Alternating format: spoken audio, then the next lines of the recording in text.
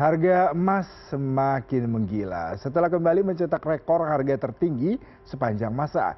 Harga emas logam mulia produksi PT Aneka Tambang Tbk terbang pada Kamis kemarin tercatat sebesar Rp1.975.000 atau melesat Rp59.000 dibandingkan hari sebelumnya. Melesatnya harga emas ini di tengah perang dagang yang digenderangkan Presiden Donald Trump melalui pengenaan tarif dagang yang tinggi terhadap mitra dagang utamanya. Apakah makin maraknya pembelian emas di tanah air menandakan masyarakat Indonesia semakin peka terhadap potensi krisis? Untuk mengelaborasi hal ini sudah bergabung bersama kami melalui sambungan virtual pengamat ekonomi Ibrahim Aswabi. Selamat pagi Pak Ibrahim. Selamat pagi Mas Yudi. Ya Pak, ini kalau kita melihat harga emas sudah mencapai hampir 2 juta. Nah ini sebenarnya tahap yang paling tepat buat kita ini untuk membeli atau menjualnya nih Pak. Ya, kalau yang sudah memiliki tahan dulu ya, karena masih cukup lama perang dagang ya geopolitik ini yang masih walaupun kemarin Bank Sentral Amerika masih tetap mempertahankan suku bunga tinggi, tapi masyarakat masih terus mengoleksi logam mulia ya berbondong-bondong. Karena apa? Masih ada harapan bahwa logam mulia itu masih akan terus mengalami kenaikan di tahun ini. Kemungkinan tahun 2025 ini tahun yang cukup luar biasa untuk harga logam mulia. Karena kita melihat bahwa kalau seandainya nanti perang dagang pun usai, ada geopolitik kembali. Karena kita melihat bahwa Amerika saat ini sedang mempersiapkan untuk melakukan perundingan nuklir dengan Iran.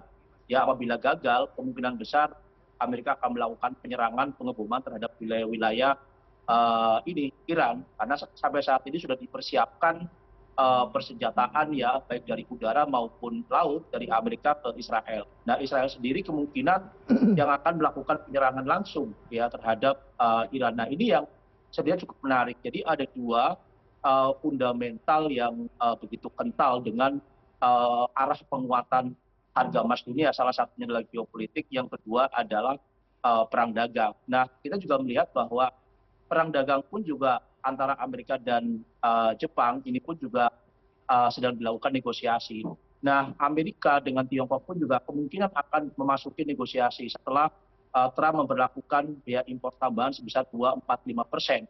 Ya, bagi Tiongkok bahwa ini tidak masuk akal, tetapi kalau seandainya Trump menerapkan 245% pun, ya Tiongkok siap untuk melakukan perlawanan. Karena apa?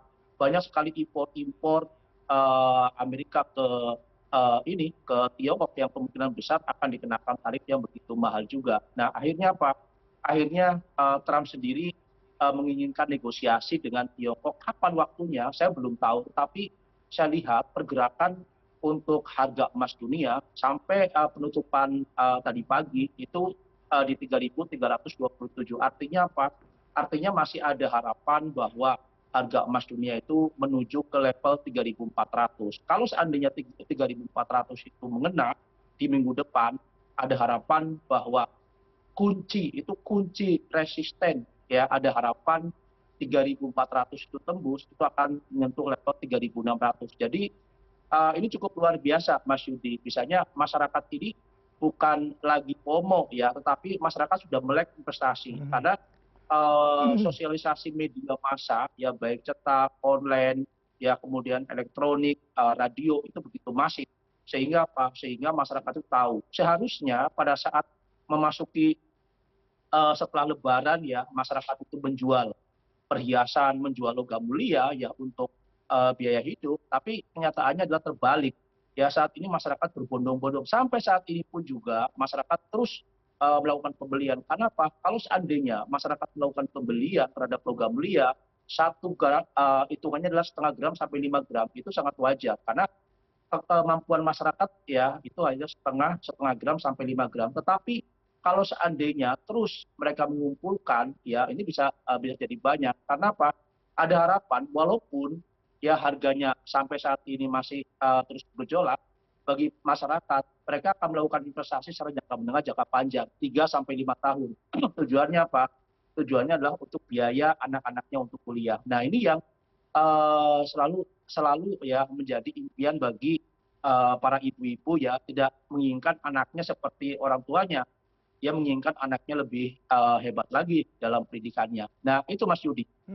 Pak Ibrahim, meskipun Anda tegaskan tidak ada fear of missing out atau FOMO, ini ada data menarik juga nih Pak, data World Gold Council pada 2024 tuh Bank Sentral Dunia itu sudah memborong 1.045 ton emas sebagai cadangan mereka. Nah ini kalau Anda melihat sebenarnya memborong emas itu juga dilakukan oleh bank-bank sentral beberapa negara dunia.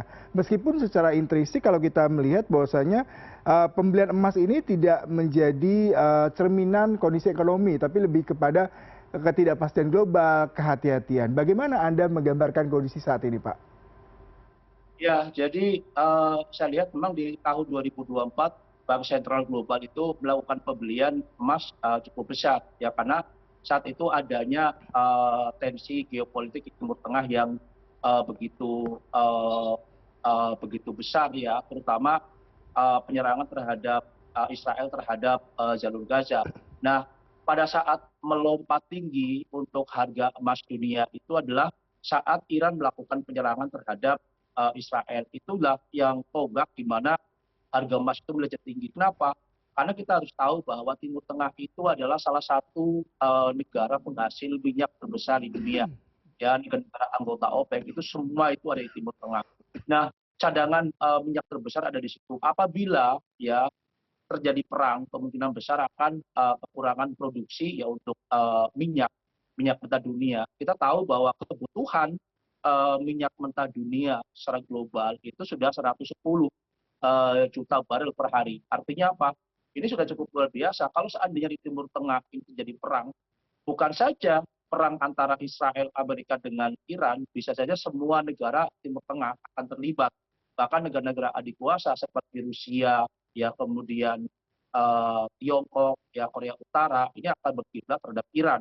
Kemudian Israel sendiri akan berkiblat kepada Amerika, kemudian NATO, ya itu bergabung. Ini cukup menarik ya, sehingga masyarakat merasa bahwa ketakutan terhadap perang besar ini sehingga mereka mencari lindung nilai ya safe haven yaitu logam mulia. Nah, di tahun 2025 ini semua orang tidak menyangka ya, bahkan pada saat Trump mencalonkan diri sebagai presiden Amerika, ya banyak masyarakat Amerika itu yang tidak percaya dengan kinerja Trump di periode pertama. Bahkan banyak masyarakat di Amerika itu condong terhadap Kamala Harris sebagai calon presiden dari Partai Demokrat. Kenapa?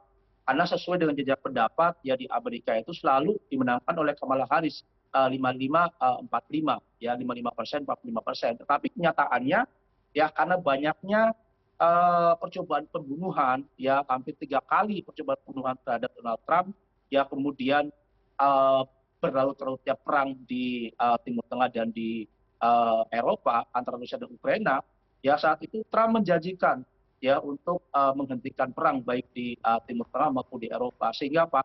Sehingga Trump mendekati komunitas Muslim Arab ya yang begitu loyalis terhadap Partai Demokrat. Ya setelah itu kemudian mereka bekerja sama dan memenangkan secara mutlak.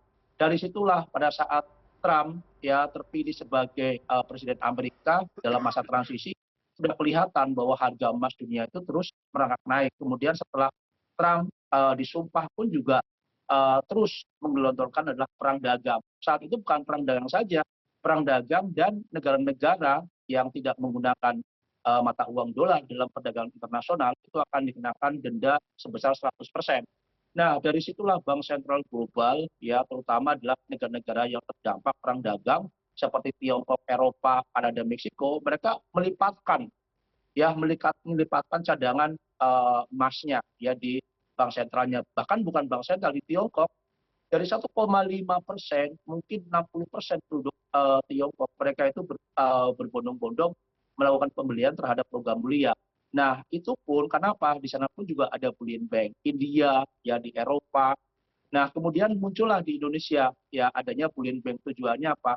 Untuk apa? Untuk negara ya pemerintah itu untuk tahu seberapa ya cadangan devisa Indonesia. Karena selama ini hanya dilihat dari tonase. Nah, dengan adanya bullion bank ini, ya pemerintah pun juga sedikit demi sedikit kemungkinan besar akan mengetahui jumlah tonase ya itu berapa sebagai cadangan devisa Indonesia. Nah ini yang akhirnya Pak mengalami peningkatan besar-besaran. Bukan saja bank sentral global, bank sentral Indonesia pun juga kemungkinan besar akan melipat gandakan ya untuk cadangan emasnya. Karena apa?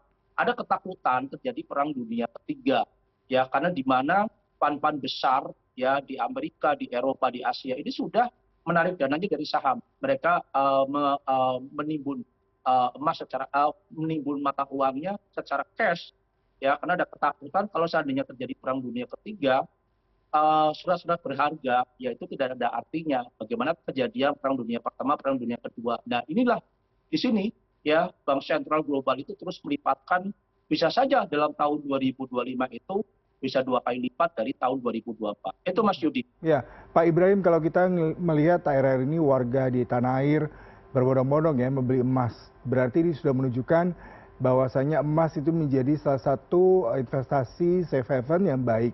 Tapi di sisi lain, apakah ini juga cerminan kondisi global dengan kemungkinan adanya resesi, kemudian kondisi geopolitik yang juga tidak menentu. Tapi di sisi lain, ketika harga emas terus melonjak tinggi, adakah ketakutan akan menjadi fase bubble dan justru akan merugikan masyarakat yang berinvestasi di emas, Pak?